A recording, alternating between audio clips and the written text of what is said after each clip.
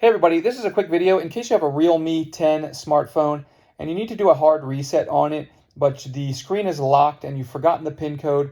We can actually bypass that PIN code and remove it. Now it's also going to wipe everything else off the phone, but if you're okay with that, it's real simple. All we're going to do is we're going to turn the phone off, and then you're just going to press and hold the power button and the volume down button until the logo appears. And once that logo appears, then we can undo the power button, keep holding the volume down button for a couple more seconds, and then let go of that, and that will open this menu. We can select whatever language we want. It's probably going to be English, and then we can select to format the data, and then it's going to ask us to enter a verification code just to make sure that we want to do this format. We're going to enter it in, hit format, and then the phone is going to go through. It'll take it a few seconds.